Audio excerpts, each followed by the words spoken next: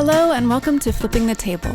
Today, Michael speaks with three leaders working from different angles to make healthy and affordable food available to all those living in the great state of Connecticut. This is the state with the town of Greenwich, which has an annual median household income of $180,000, making it one of the richest places in America. But it is also the site of Hartford, New Haven, and Waterbury, three towns with among the nation's lowest household incomes. Our guests today are dedicating their lives to overcoming this disparity in access to healthy, fresh food. Their work is inspiring and an example for communities across the U.S. Enjoy the show. The food justice stream is probably the most important and challenging struggle in the many streams of activity that combine to form the river of what I call the good food movement. I like the metaphor of streams forming a river to describe the movement because rivers do reshape the landscapes through which they flow, particularly when the water gets high and fast, as it does more and more often in this time of extreme climate events. My guests today, Vetiveah Immanuel, Christine Caruso, and Ali Ghiorse, are like a stream unto themselves. They inspire me by their clarity, commitment, and spirits. Each plays a different role in making healthy food accessible to all in a land characterized by extreme wealth and poverty. They come from very different perspectives and life experiences, but they are bonded and deeply supportive and respectful of each of their roles in this long journey to justice. And as you will see from our conversation, they are making steady progress in helping Connecticut communities build capacity and helping towns and their state to enact more just policies. Vetiveah is a farmer, food justice advocate, and founder of the Liberated Land Cooperative, a CSA. She believes healing communities comes from cultivating trust, care, and a commitment to growing together. Christine is a health and environmental psychologist at Wesleyan University in the Bailey College of the Environment, and a professor and a policy advocate for food system change. Ali is a bridge builder, a catalyst, a talented chef, and among my closest and oldest friends in food system change work. She is founder of the Food Shed Network, which shines the light on those fixing our food system. Their work will help assure you that change is coming, that communities with or without support from Washington, D.C. will maintain the momentum to create real food justice by reshaping our cultural and political landscapes. Let's begin. Welcome, Ali, Vetiveah, Christine, thank you for being here today to talk about what's going on in Connecticut, the great state of Connecticut, about food justice. I'll just tell the crowd that we actually recorded this once before, but I hit the wrong button, so we didn't get it. So we're starting over. So anyway, we've had some practice. Why don't we begin actually with an origin story? We always like to do that. So if we could just kind of go around how did you come to the work that you're doing? So Ali, you want to start? Sure. Thank you, Michael, for inviting us to be here today. And I'm a dedicated listener to Flipping the Table, and I'm very excited for this conversation. So I came to food systems work as a young woman just out of college in 1994 through my interest in the medicinal properties of food and herbs and the healing capacity of nature. I was drawn to the connection between food, seasonality, and agricultural systems more broadly and how together they shape our lives. I went on to leverage my cooking skills as a form of social and environmental activism. And throughout my career, I established two initiatives in support of food and social justice.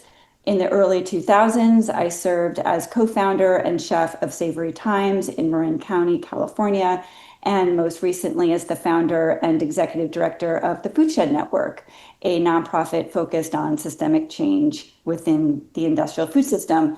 So Food Shed helps to advance transformation within the food system by uplifting community-based initiatives. And we do that through advocacy, fostering connections, providing education, and network weaving So 30 years later, I kind of circle back to my origin story as a chef and my deep belief in food and nature as healing elements. And we're based in Lower Fairfield County, Connecticut, but our work is part of many statewide and regional initiatives and efforts, which is how I came to know Vetiveah and Christine, both of whom have been panelists at our educational events. Cool.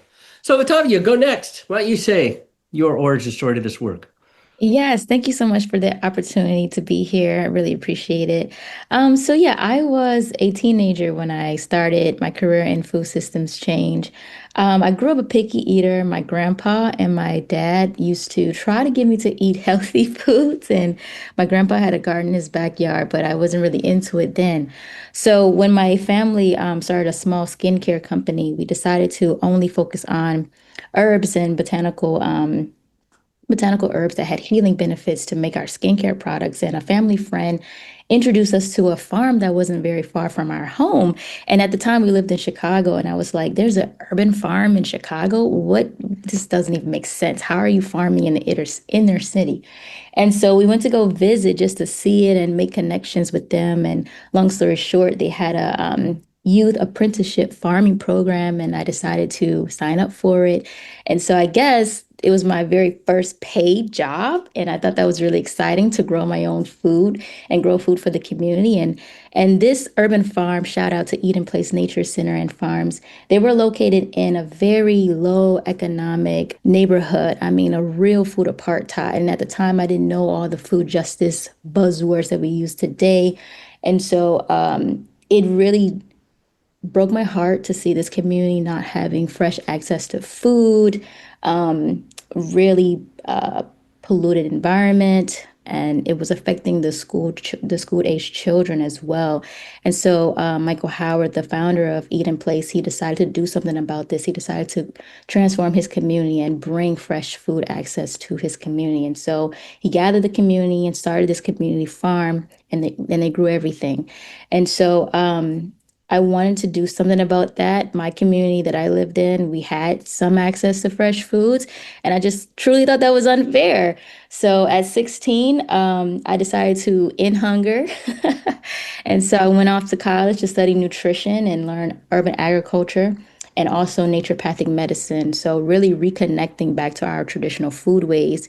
And I worked into nonprofit organizations that focus on ending hunger and food access. And so I'm still doing that today. And so I've co-founded the Liberated Land Cooperative, which is a CSA farmers cooperative. And we're growing culturally relevant food for our community. And we're here in Connecticut. We're located, well, we have distribution sites throughout Connecticut, and we make up 12 BIPOC farmers. And so it's really cool to be growing food together and distributing it all across the state of Connecticut and some of Connecticut's food insecure areas like New Haven, Hartford, Waterbury, and Bridgeport. These areas have large populations of communities that just don't have fresh access to food. And so we decided to create a curated food subscription service to meet that need. And then I also founded my own garden, which is a community ran garden where we're teaching how to grow our own food. Like that's the epitome of what I do is to reconnect the community to growing their own food, using herbal medicines to heal themselves, and understanding what's going on in the political industry about our food system. So yeah, that's a little bit about me. That's great. Thank you. Christine. Hard to follow that story, but I think I just have a more simple, like I always loved food. I did grow up in a multicultural, multiracial household, and I think a lot of ways that we connected were around food and celebrating our various cultural perspectives and experiences. But I think probably, kind of getting through my public health training and working in urban communities also brought me closer to issues of food. And after leaving my public health training and beginning to work, I volunteered for an organization in New York City called Just Food, doing a lot of community engaged work around food and nutrition education, specifically around local foods and how to prepare local foods, doing cooking demos in a variety of settings just out in the community, which was really an amazing learning experience, and it helped me deepen my appreciation of the way food helps folks connect with each other and just all the ways in which we can continuously learn with and through food about each other. I went on to complete a PhD in environmental psychology, where I focused on food and have a concentration in food studies, and really began my core research around looking at the food environment in the largest public housing development in North America, trying to understand the dynamics of how people navigate various barriers in accessing food and the challenges related to that access and how they overcome them in their everyday practices. That has really informed the work that I continue to do addressing food insecurity and other environmental inequities. So excited to be here now at Wesleyan University's Bailey College of the Environment, where I specifically focus on food security and environmental justice and community engagement here across the state, and which also has helped me deepen my connection to both Ali and V. It's been a real wonderful experience. Yeah, so that's Christine, why don't you build off that? So what is it that connects the three of you? What is it? How do you guys work together? I mean, I think in my recollection, our first connections have been along the crossroads of farm to school work that link us in a variety of ways. I look at school food as a vibrant space of advocacy here in the state and nationally, of course, with the growing movement of school meals for all and farm to school. It's been really exciting to see both Ali and V in a variety of advocacy spaces, including a real in-depth training opportunity that we were able to all participate in last summer called Impact CT, where we learned really sort of deeply the practices of community organizing in the context of school food. And it was really wonderful to have this experience that was part in person and part hybrid, so that we connected regularly and worked deeply together to develop very specific real campaigns that brought us into the last legislative session. And I think that through that, it deepened both our or at least I'll speak for myself, my knowledge of advocacy and organizing practices, but also just really wonderful connections with advocates across the state, including Ali and V. So it's been a wonderful growth and learning experience, as well as just deepening those relationships. So it sounds like becoming policy advocates was a real way to bond and work together. So V, why don't you talk a little bit about your connection to everybody here? What are the things that bond you guys? Yeah, so excellently said, Christine.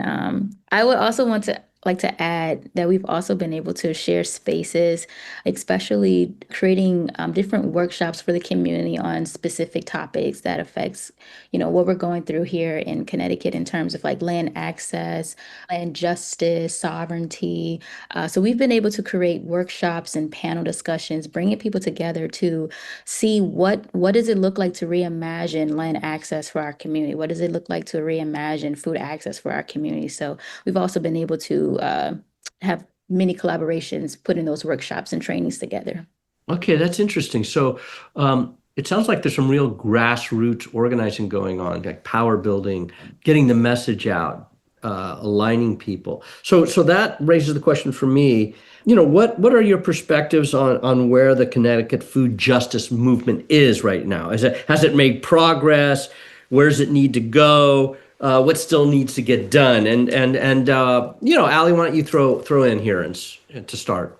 Sure. So broad stroke, we've had some real success around land access through the Land Capital and Market Access Program, the LCMA, as well as farm to school and agricultural policy. We had some really big wins this past legislative session, including passing a mini farm bill, which was really exciting.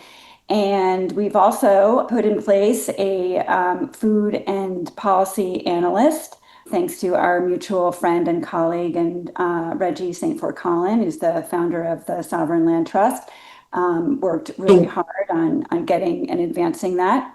can I stop you there? Yeah.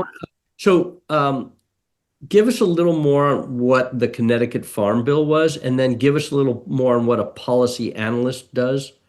Okay, so let me start with the policy analyst. So this position was, I believe, put in place in the legislative session of 2023. And essentially, out of, as I said, Reggie's effort, our food and nutrition policy analyst serves as a liaison between policymakers and community stakeholders around legislative initiatives. So he's tasked with helping coordinate efforts in the state to reduce food insecurity, reducing or eliminating the number of food deserts in Connecticut, which we have quite a few, promoting food as medicine, and providing data on access to nutritionally adequate food. So using a nonpartisan, data-driven, cross-cultural approach to policy innovation, the commission, where the analyst is housed, partners with local, state, and even national organizations to inform public policy with the goal of ensuring food security for all residents. And I'll say that Christian DeBorg, who is the analyst, does a really phenomenal job with connecting with the community. I think all of us here have a personal relationship with him. He has come into our communities. He's engaged with stakeholders and just really not only accessible, but considered a close colleague. And so we feel like that's a huge opening. And where is that person located in the state capitol? In the building? What division of government does that person sit under? He's actually in the Commission on Women, Seniors, Children, Equity, and Opportunities. So Okay. unlike some other food policy analysts who are housed in the executive branch, ours for now lives in the commission. Well, that's actually good because you avoid when the governor changes, you might not lose that position. And then you were going to talk about the Farm Bill, the Connecticut Farm Bill. Farm Bill. What does it include? Well, I mean, in general, we actually got quite a bit out of the legislative policy. We got $10 million for a new farmland access grant program. The mini farm bill includes many things, including grants for weather-related crop losses. It also includes an increase the Community Investment Act, which means translating 1.5 million or more funds for agricultural annually. Just a little context around the Community Investment Act in Connecticut. It basically is a law that was established in 2025 to increase funding for open space as well as farmland preservation and historic preservation and other things such as affordable housing. So it's actually the primary source of dedicated state funding for these purposes. And the Act funds these initiatives by allocating a portion of fees collected from real estate transactions and then goes into this broader fund. Farmland is very expensive here in Connecticut. It is very difficult to access and attain. And so anything we can do to inch towards more accessible and affordable farmland is very helpful. And then, as I said, we had a significant win for Farm to School with about $5 million going towards Farm to School, local procurement, as well as the Connecticut Growing for Connecticut Kids grant. So that's okay. So I want to get clear. So you said 10 million from the Farm Bill. And then is this an additional 5 million or is that 5 million part of that Farm Bill? From what I understand, and Christine, feel free, and Vetiveah, of course, pipe in, but from what I understand, the 5 million is in addition to the mini Farm Bill. And you're both agreeing. Okay, so it is 15 million. It's in addition to, and I will also say, I think the 10 million for new farmland access is a grant program that also lives outside of the mini Farm Bill. So you're saying now we're at 25 million because we've got 10 for the Farm Bill, 10 for the land acquisition, and 5 million for Farm to School purchasing. That's great. So that's a start. I mean, that's a start because you didn't have anything a few years ago, right? Mm-hmm, mm-hmm. We hope you're enjoying this conversation of Flipping the Table. Please subscribe to this podcast and write us a brief review and give us a rating. These help us to improve the show and to build our audience. More listeners will help grow the movement to make food and farming solutions to many environmental, health, and social problems we face. It's easy. Please subscribe, review, and rate. Now back to the conversation. So, V or Christine, why don't you add what still needs to get done? There's just still more need to gather the community, to really just come together and continue to break down the barriers to access land. As Ali already mentioned, Connecticut farmland, we have some of the most expensive farmland here. And so it'll just be amazing if, we can really gather the community to, start to grow their own food, start cooperative farms here in Connecticut, by coming together to share the upfront costs that it takes to purchase farmland here. Also, like I mentioned before, we do a lot of education around food access and utilizing herbal medicine and just reconnecting the community to these remedies. So I think like just doing a little bit more of that. There's a lot of great nonprofits here that are working towards that. So just funding their efforts. There's a lot of federal cuts that's going on right now that's preventing some of this work that they were trying to do to full capacity. We're at like half capacity right now. So it'd be really amazing if we'd be more funded so our work can be at full capacity so we can meet the needs that the community is experiencing with low access to food. So I would really like to see us get over that bridge of low access to where you can go into many towns and cities in Connecticut and you'll know where a farmer's market is located. You'll know where a local farm is located, a community garden where you can just go there and get the food that you need for your family. So I would love to see that be improved a little bit more here.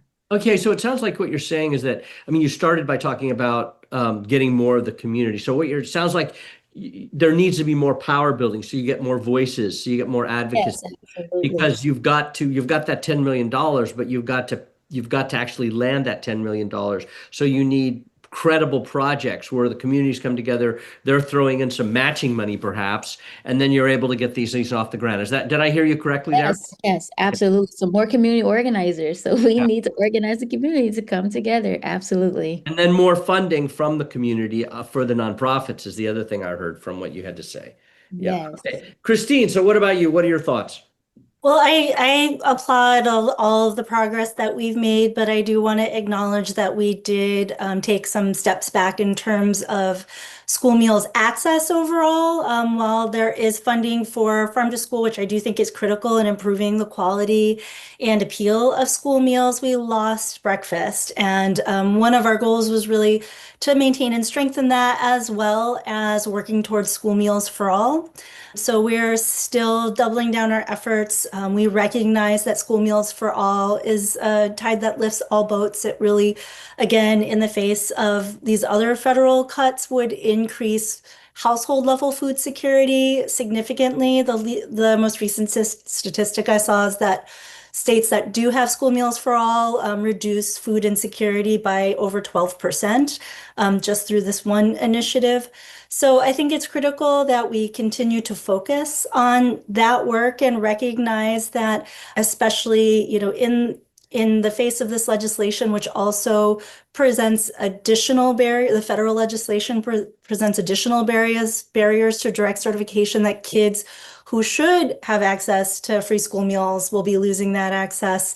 But really, all children deserve access to school meals. And so just continuing to work on these issues. Next session is a short session, so it'll provide us with a lot of time to continue to deepen our relationships with critical stakeholders and work to educate these representatives and other key stakeholders in the incredible value that School Meals for All has for just all aspects of our community, from the kids who eat it to the families who are pressured in all sorts of ways by economic insecurities, to the staff who work so hard to prepare it. So I have a question. You've gotten 5 million for school meals so far to For buy farm to local. school. Yeah. Yeah, farm to school, farm to school. So how much money would it take? Are you guys clear on how much money it would take to have a universal meals program in Connecticut? What would it cost? Allie, do you have the numbers in front of you? Yep. Yes, I have, it's around 90 million, give or take, for breakfast and lunch. Okay, 90 million. So that's a big jump over the 5 million you've gotten. So that takes me to my next question. That would be 85 million additional dollars that you would need to get from the state of Connecticut. Now, Connecticut is one of the wealthiest places in the country because grant all those big investment bankers and folks who run Wall Street live in Greenwich, which is part of Connecticut. So the big question in my mind is, are you getting enough support from the community? Are those very wealthy, influential people aware enough? Are they rallying in your support? Because you got to get $90 million out of the state. How's that going to happen? What do you need? Who wants to start? Well, I think there's a lot of narrative shifting that needs to happen around school meals more broadly. Um, Narrative shifting. yeah, Narrative. I think there's a lot of stigma around school lunch. I think that's been proven. I think that's well known.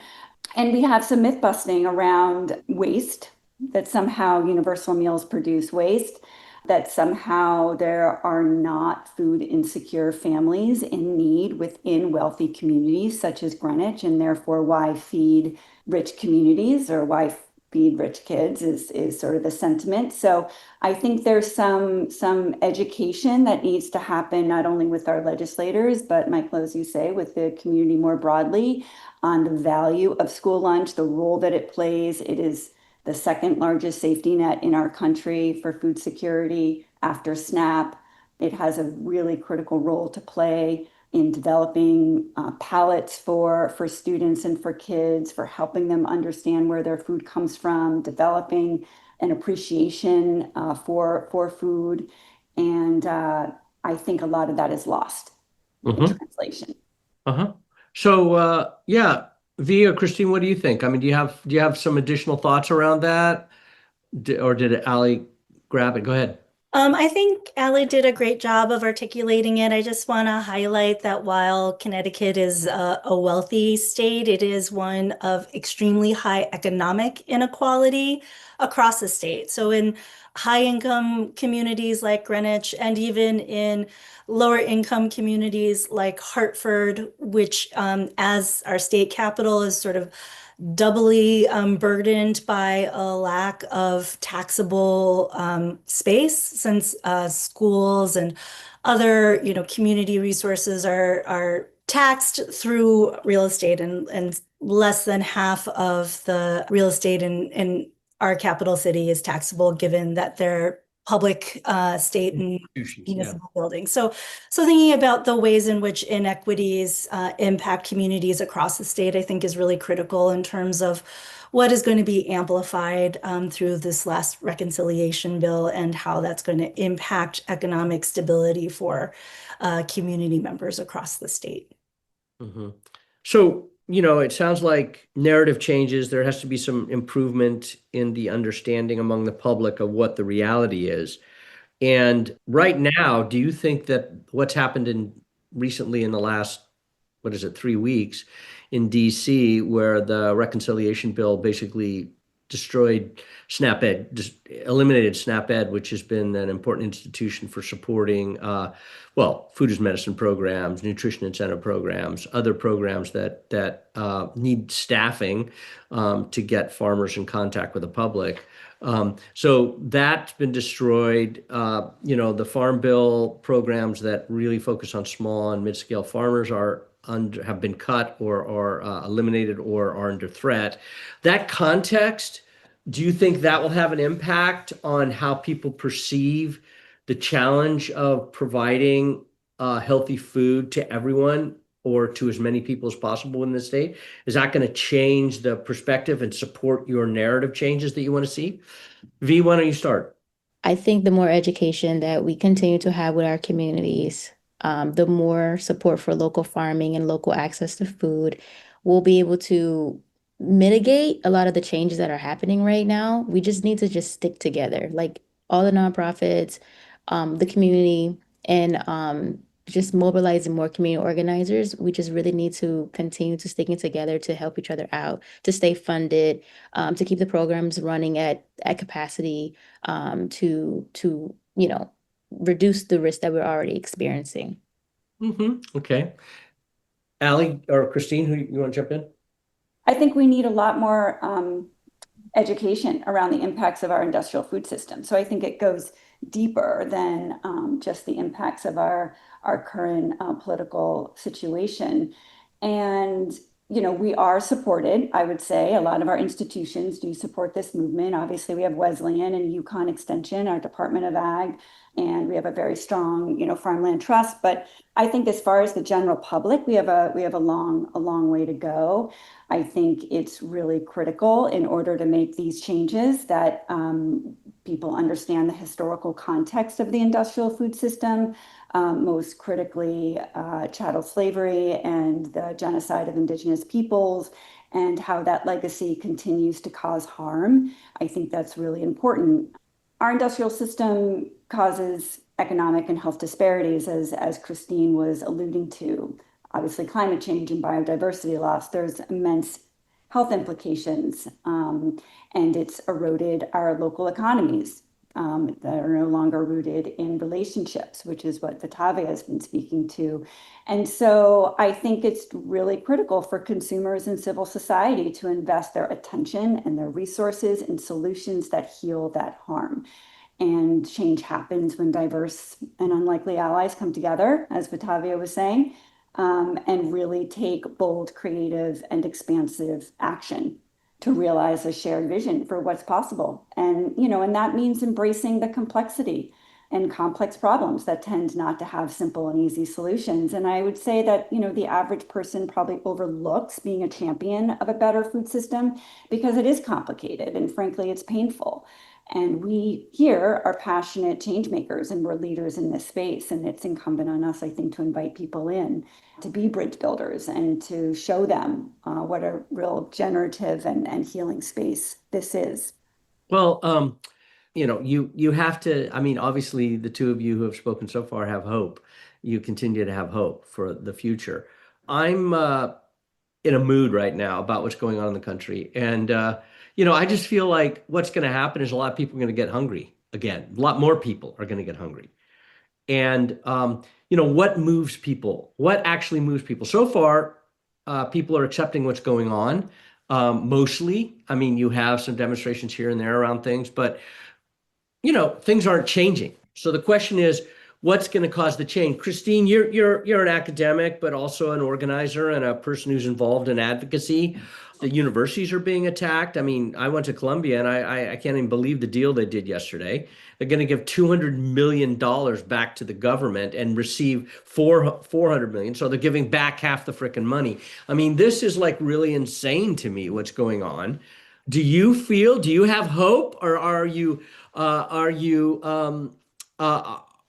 feeling like, my gosh, there's kind of a crisis and there needs to be more action?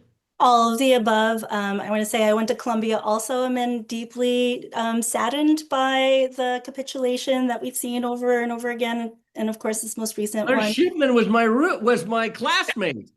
I'm like, Jesus, what's going Disappointing. on? Yes, yeah, no, it is disappointing, and I continue to be disheartened by the attacks on higher ed and the attacks on research and science that undergird, what we can see as real information that can sufficiently empower people to make better choices, that we're losing access to all of that, including with the rescission of the Corporation for Public Broadcasting, which is an amazing resource for people to get valuable information. And I guess thinking about the broader discourses around food and how important it is to know what is going on in this complex food system, and recognizing messaging like replacing cane sugar for high fructose corn syrup and getting rid of artificial colors, while laudable, is not going to impact in any meaningful way the 20% of US children who are food insecure. That there is still no impact there. So I think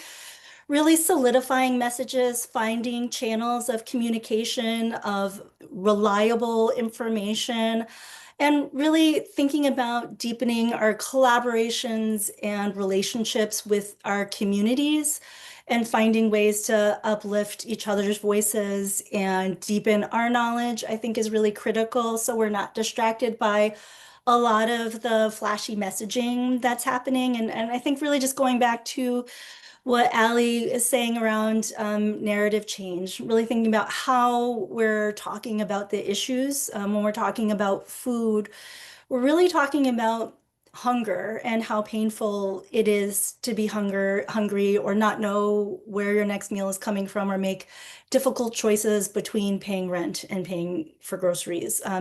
That really looking at, tweaking this ingredient or that ingredient on a voluntary basis, maybe by big corporations and trusting them is not key. And I think this is really where what Vetiveah is saying is so key in terms of having the transformative experience of local food, whether you're producing it or purchasing it or preparing it, can be transformative. It can connect you to your growers and your distributors and to each other in community.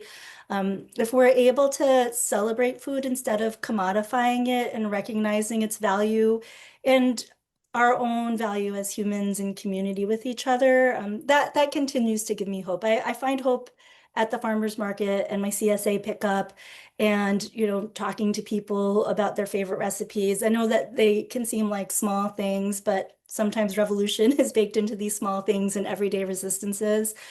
And I think that there are a lot of really overwhelmingly heavy things happening in our country right now that are quite disturbing, and returning to care and joy, I think is really critical right now. Care for each other, care for ourselves, finding joy in this movement through working with amazing people like Ali and V keeps me going, keeps me hopeful, and all the many colleagues and advocates and community members that I work alongside, and especially thinking about uplifting again the voice of school food from the students who eat it to the staff that prepare it, is something that I continue to dedicate myself to.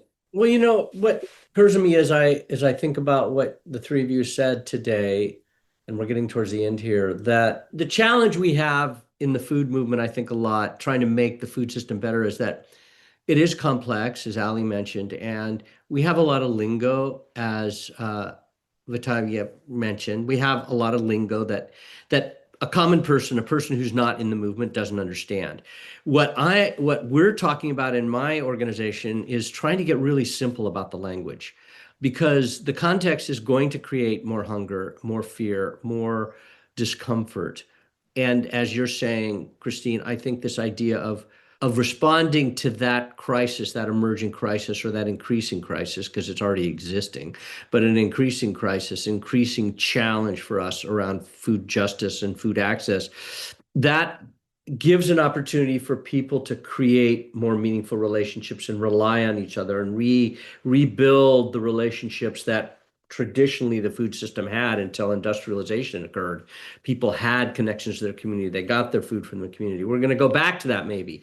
And maybe the context will create enough energy for people to actually become more powerful in their voice, demanding changes and the right kind of investments to help regional food systems develop and urban agriculture develop and on all of that. So all the things that you guys are working on, and you had progress. The states are going to have to do more now that the Fed's backed out.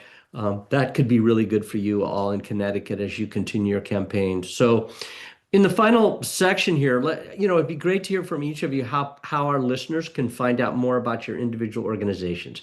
What can they do to support you, to learn about you, to learn from you, or to share with you what they're learning in their communities around the country? So why don't we go, actually, Christine, you want to start?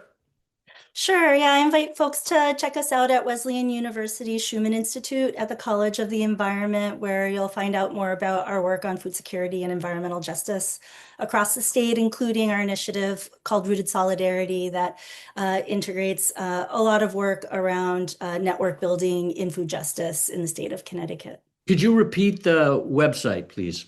Sure, just check us out at wesleyan.edu, and you'll find us at the College of the Environment. Okay. Vetiveah, please tell us, how can we support you? Yeah, so I just wanted to add this last point. Yeah. I also believe that we also, as a community, as a society, we need to believe that we can support ourselves. And what I mean by that is because I grow food, I advocate for food justice. I'm always motivated by the power of that I have of growing food. And if I could do it, anyone could do it. I was 16, I was a picky eater, and I didn't know anything about the food system. I really thought, all our food just comes from the grocery store and then magically comes from some other place, but it's at the grocery store, right? So changing that narrative, one, that food is grown locally as well. Food can grow where you're located. It can grow in pots, pans, containers on the balcony, backyard, on top of the rooftop. You can grow food. Herbs, a lot of medicinal herbs grow in the cracks of cement, like dandelion. So we have to really shift our mindsets from thinking that, oh, we need, these entities to grow and sustain us. No, we do not. We can grow our own food. We can sustain ourselves. We can create cooperative economies between ourselves. So I just wanted to uplift that. And you Good. can find out more about Liberated Land, a co-founding organization that I did with some other really cool BIPOC farmers here in the state. You can find our website at liberatedlandcooperative.com. And then you can just find me, Vetiveah, on all socials and vetiveah.com. So yeah, thank you so much for the opportunity. Yeah, that's great. And I really appreciate what you said there. That is important. So good. Allie, you wanna button us up here? So if you're in the tri-state area, please come to a Food Shed Forum where we dive deep into these issues, and you can hear leaders like Vetiveah and Christine and many others throughout the state talk about all the amazing work that they're doing. And if not, please follow us on the Food Shed Network Instagram feed or go to our website, thefoodshednetwork.org. Yeah, and you have a good newsletter that comes out, I think, monthly that I get. That's a good thing for people to sign up for. So Christine, Vetiveah, Allie, thank you very much. I wish you all the luck in the world for your work in Connecticut, increasing food justice. You're on a roll. May it continue, and may all the things that are happening in the country awaken the public to see what they can do themselves. So thanks very much for your time. Thank you. Thank you. Thank you, Michael. We hope you enjoyed the show. Please share it with your friends and listen to our next monthly episode of Flipping the Table, hosted by Roots of Change, a program of the Public Health Institute, a nonprofit organization dedicated to building a healthier world.